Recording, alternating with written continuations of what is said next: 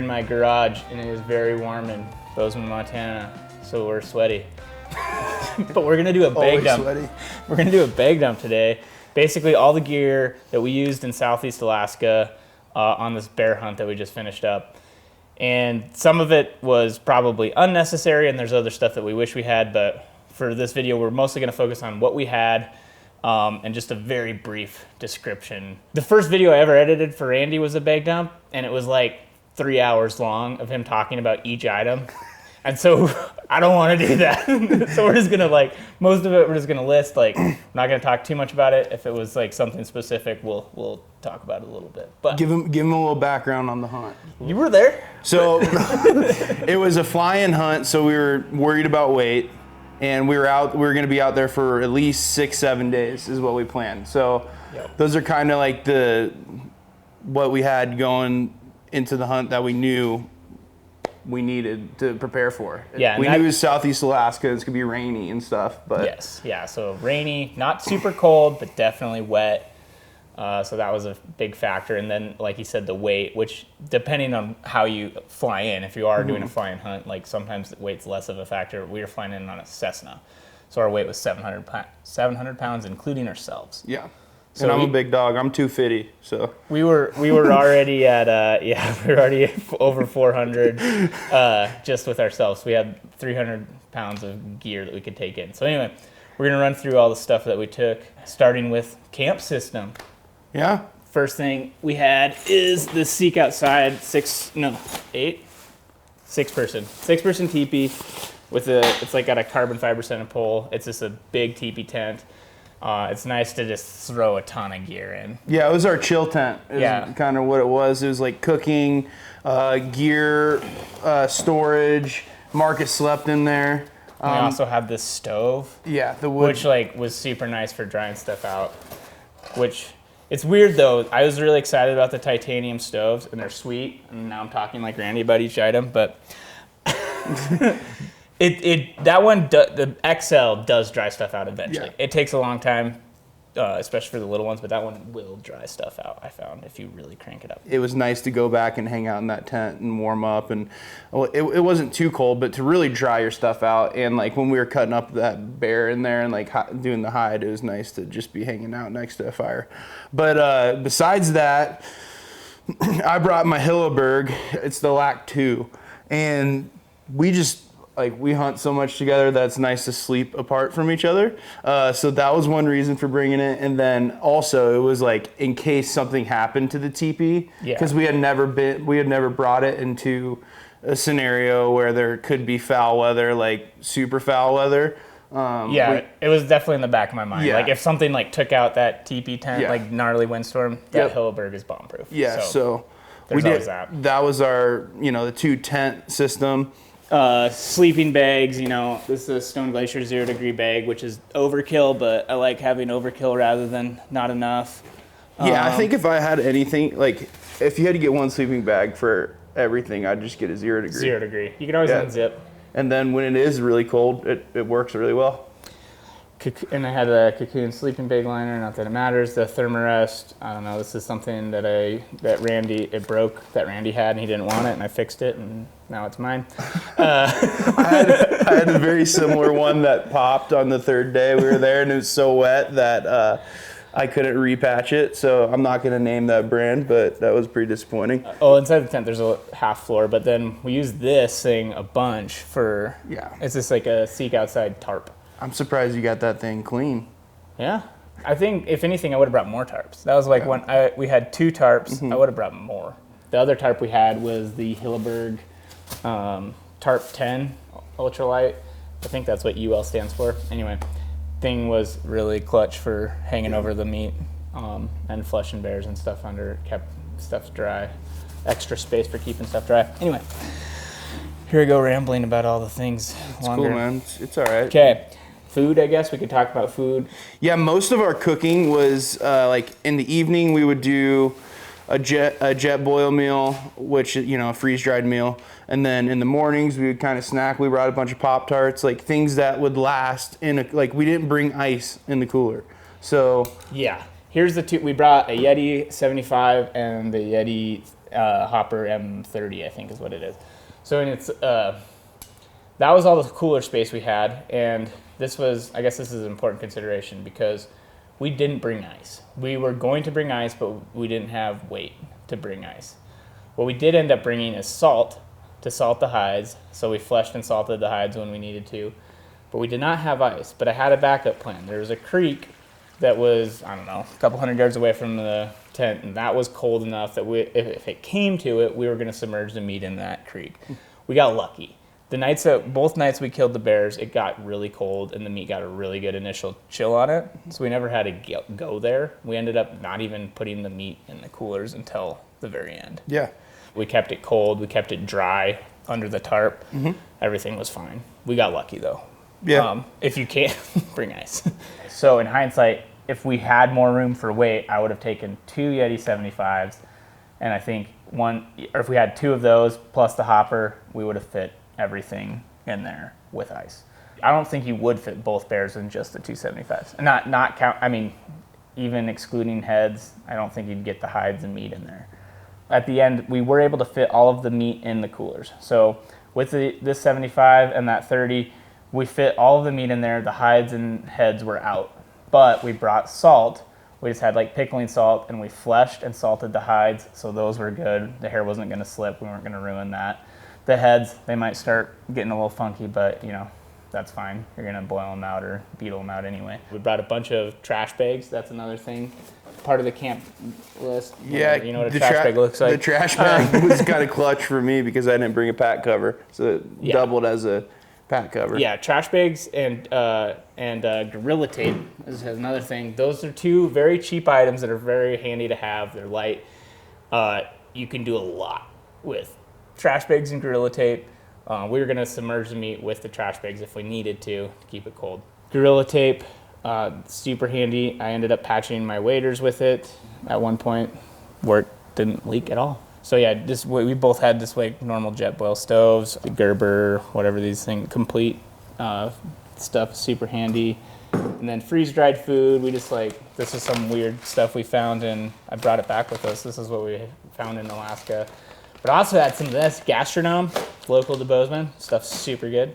Yeah, we just brought stuff that wouldn't spoil. Yep. That without the ice, we brought like pre-cooked brats, like some of the not like most stellar food, but like crackers and cheese, salami. Like we made do with that stuff and made peanut butter and jelly sandwiches for lunch and that kind of stuff. So anything that wouldn't spoil is basically what we brought. Yeah, and one thing that I didn't even bring back because it was cheap and it was too big, but we bought up there was just like a grate. It was just like a little grill grate. Oh, yeah. So we could cook meat, any of the bear meat on that. We cooked the brats on it over fire. Pretty handy thing, inexpensive that we just bought up there and left up there. It was a gift to the hotel. Nice. Clothing.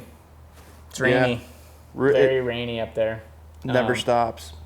So we had the Sitka Stormfront jackets. They're the most waterproof Sitka jacket they make, as far as I know. Yeah. And so they're just heavy duty rain jackets. They're expensive, but it's very nice for that kind of climate. Absolutely. And I did have the Stormfront Pant as a backup. Never used them though, because we were wearing waders. Yeah. Pretty much the whole time. It was nice. I brought my Stormfronts and I wore them around camp every once in a while when it was like real wet and like the flowers had water on it and stuff, but basically in those waders the whole time. Yep. Yeah, and Sims, G3 waders, you had G4s. Yeah, G4s, G3s, they're Gore-Tex, they're pretty legit. They're pretty legit, and I should note that the hole that was in my waders was from me literally slicing a hole with a knife. So it wasn't the waders' fault. But yeah, and then so like insulating under that, it wasn't super cold, no. It wasn't super warm. Like mid 50s every day. So like what we did, and I'm pretty sure we were the same on both of on both of our systems, was that merino wool. Yeah, just a merino wool base, both top and bottom. Yep. And Chemtrack socks. Yeah. Yep. Some wool socks, and then like we both had like a heavyweight hoodie. Like you had the core heavyweight hoodie on over that sometimes, and I had the the whitetail version, it was a black, a solid color. And I think this is the Kelvin down. I had that as well. Yeah, so insulating layer. Insulated with that too. I don't even think I used it most of the time. This is like another kind of thing you want to have just in case. But good for hanging around camp. Yeah. When we're just chilling, but when you're paddling, you're sweating, or when you're hiking around, you're active. So it was very right between like 45 and 50 degrees pretty much the whole time. The whole time. But just wet. Wet. Yeah. The one thing that actually I was glad I had was this, I don't know, this is a cheap buff of some kind for bugs. Yeah. That was pretty handy. No-see-ums. Little no-see-ums, white socks, gnats, I don't know what they're called. There's a bunch of different ones. But they bite you. They're like all behind your ears and stuff, so that was handy. So what was in your pack, Marcus? What was in my pack? All sorts of fun stuff. I had knives to cut up our stuff. This is my little knife bag. So had this knife sharpener to sharpen knives. I had this saw, which I did end up using a little bit for firewood. It's a little Gerber pack saw. I also had that other, I don't have it with me, but that other big saw. I had the Randy Newberg EBS with some various blades that we used. I think I ended up using all the blades. Nitrile gloves, super handy for cutting up bear. I had to bum a couple off of him. Yeah. Got some electrical tape in there. You never know when you're going to need that. And then I also always have this emergency tiny water filter thing that's probably not functional anymore. On to optics. I had the Leupold BX5 Santium, excuse me. And Leupold's rangefinder. This one is the 1600. Pretty legit. So when I shot my bear, I dunked my whole entire bino. Like when I was lined up to shoot, the tide was coming in and my binos got completely soaked. Like my whole entire chest pocket and rangefinder pocket got completely submerged, and they weren't damaged. So that's something to be said about those. Pretty cool. They work pretty nice. Yeah, and then the Leupold Dino Harness, which is, I think they have it made by Marsupial. Pretty handy. And then FHF rangefinder pouch. And I would say we used those like more than the spotter. You know what I mean? The spotter was nice though. Yeah. Like I would definitely bring the spotter again because when you're looking at bears 2 miles away, it's like, is it worth going over there? Especially when you have to paddle over there. Yeah. So this is the Sx5 Spotter that we brought. Pretty legit, pretty bomb proof. It's got a wide focal range, 27x to 55, and it was real nice for being able to locate bears far away, it seemed like. Yeah. Well, and a lot of times it's super nice for getting footage, which I would have had a lot more of, except I filled up my phone on the very first bear that we spotted. I filmed like 2 30-second clips and my phone was full. So there's 2 clips of the same bear of all the phone scope footage I got. Otherwise, we would have had a lot more. I could have brought my phone scope too. My bad.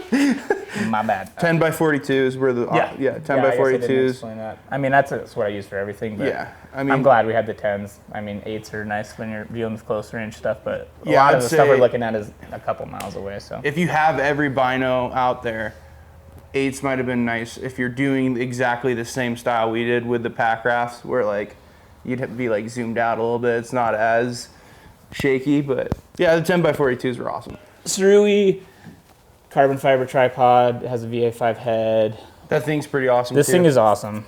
T024SK, if anyone cares. Very compact, very light, very stable. Very stable. Pretty much always had one of these both at camp and in my pack. This is a Anchor battery pack. It's just like it's not the cheapest, but it's like one on Amazon. Yeah, they're like bang for our buck. Yeah, they're like $64, and then they take whatever. Like you're allowed to fly with this one, but you can't go over that like whatever capacity it is. Yeah. So not that TSA actually knows their own rules. Yeah, but because I have one with much bigger batteries and got away with it. It'll charge your phone. It charged our phones the whole trip. These things are super handy. One thing Michael didn't have was a pack cover, which I did. Super handy for wet environments. I didn't have this in my pack the whole time, but this is a fishing bag, fishing stuff. We never actually caught any fish on the bear hunt itself, but we tried. Water filter, I usually ended up taking this with me just in case. I mean, you're surrounded by water, but it's salt water. You can't drink that. So we had to find fresh water and still filtered it, even though we're in the middle of nowhere. You never know when something died upstream and you could get something weird. That's something we actually brought 2 of. Platypus water bag. I used this on a backpacking trip, so that's still has water in it. Oh, one thing, down pants. These things were super handy. Yep.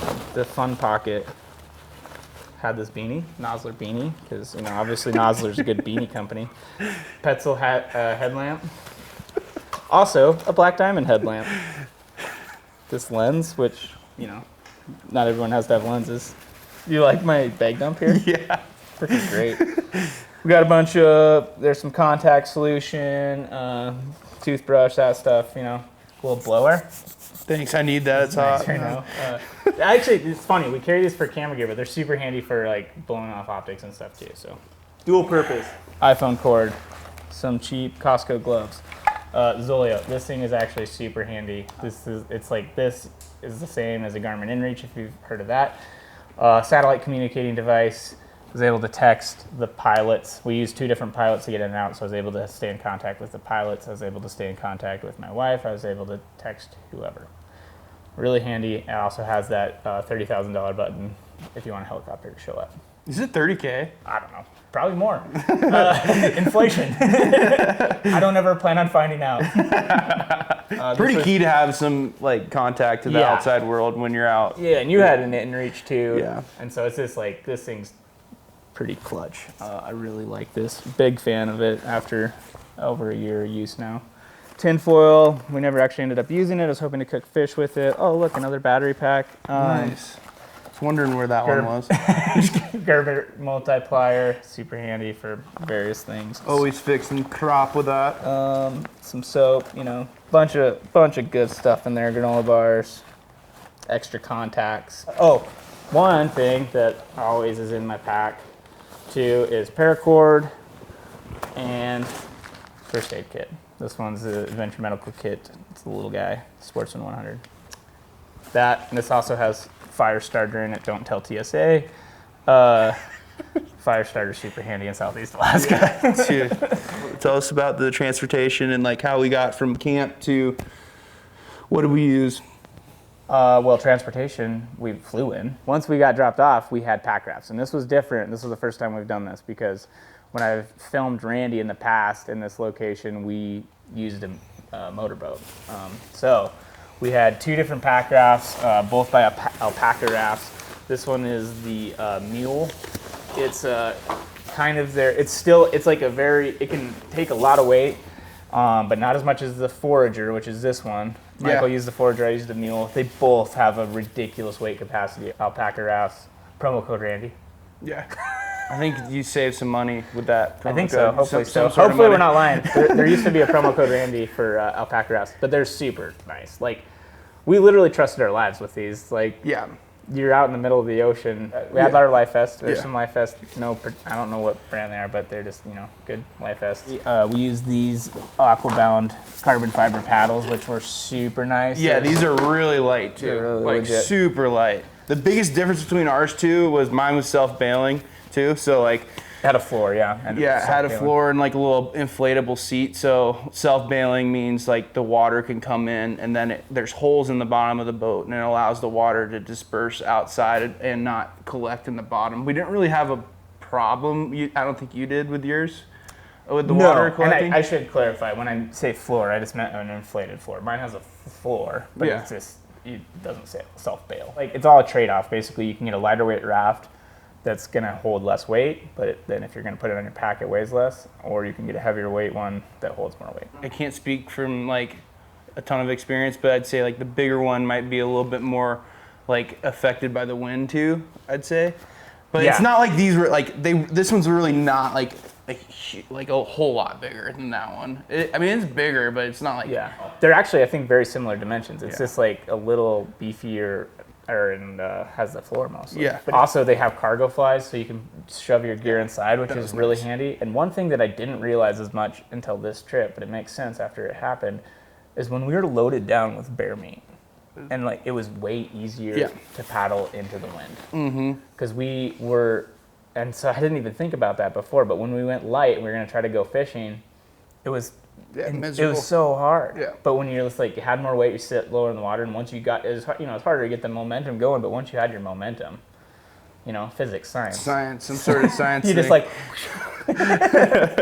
We fit bear meat, ourselves, guns, camera gear, all had sorts the of fishing stuff. I brought a fly rod and a spin rod that we never ended up catching fish, but packed that stuff around in there. Yeah, I mean, there wasn't, we could have probably thrown our whole camp on there. And we could have moved. And that's the thing. Actually, in this mule, I have put this Yeti 75 in that mule and floated down rivers, had all of our camp stuff in the tubes. I could stand on top of that Yeti. I have a picture, actually, of my friend doing a headstand on top of the Yeti, floating down the river. It's crazy. Yeah. It doesn't make sense to me, but I swear it happened. Anyway. We're pretty jacked up on those things. Alpacka pretty cool. packrafts are pretty awesome. I've been using them, too, just in mountain lakes and stuff, and they're nice. Yeah. Very cool way to get around. Yeah. Also kind of stealthy. Yeah. Somewhat along those lines. I know we haven't mentioned it yet, and we need to because this is something we use a lot for everything. Dry bags. Yep. Lots of dry bags. Everything's wet. Dry bags keep things dry. This is an outdoor research one. I had a Mystery Ranch one. We had some Cabela's ones that Randy let us borrow.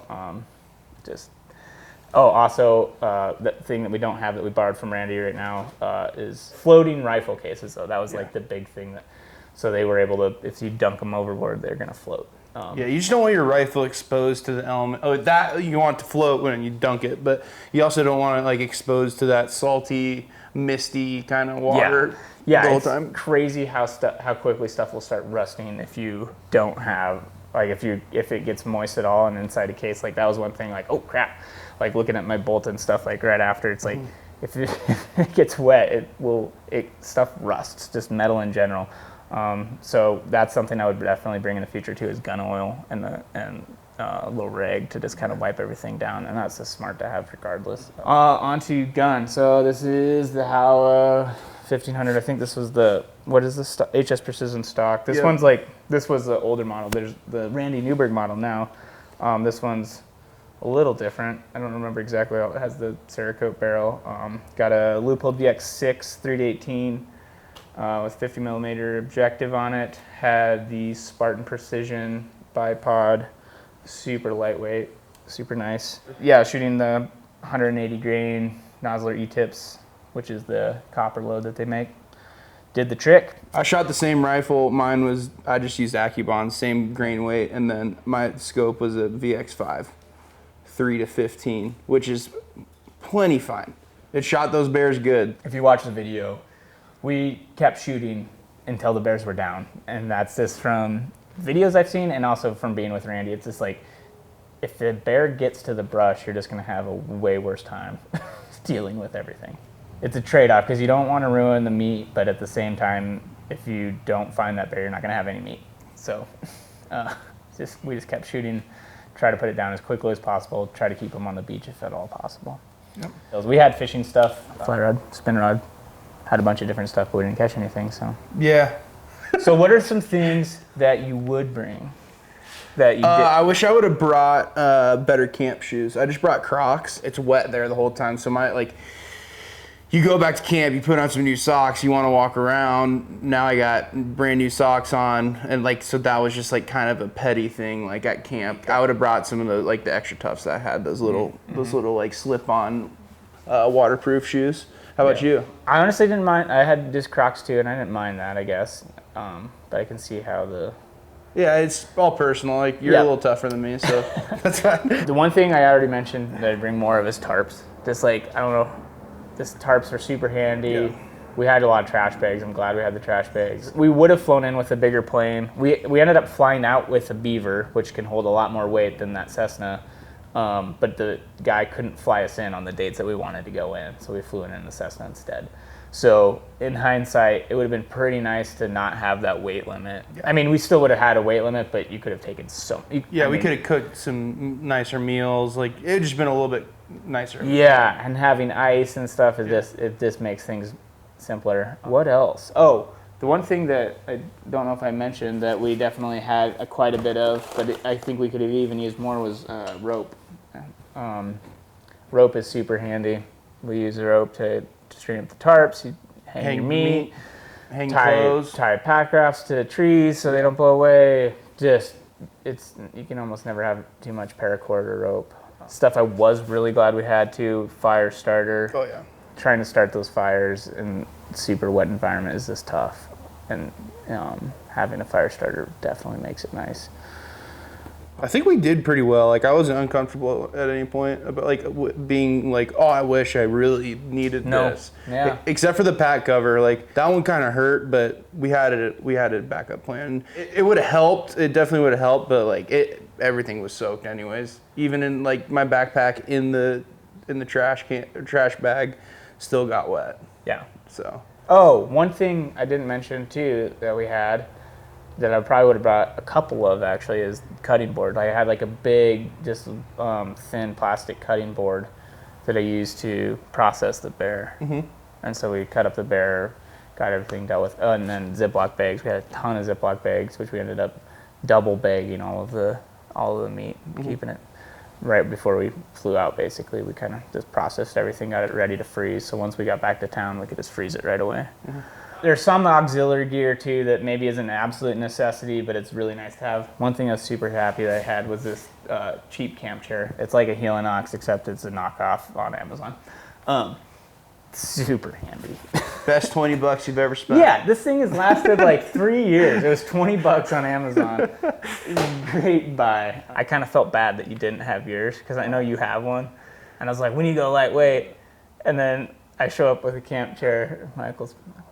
Well, the good thing about Southeast Alaska is like the whole earth is a sponge. Yeah, so it's pretty comfortable. Pretty comfortable. That was pretty much it for I mean, it's not really a bag dump. It's just kind of a camp and everything dump that we brought. But we figured you guys might be interested. I've seen some comments on the videos already about gear and stuff. So that's kind of how we rolled on this one. And maybe you do it differently. If you got any questions, leave them down below, and Marcus and I can get to them. Hopefully, if you're planning a hunt similar, you get some ideas. Also, let us know if you think that there's some gear that we should have had that we didn't. Yeah, so thanks, guys.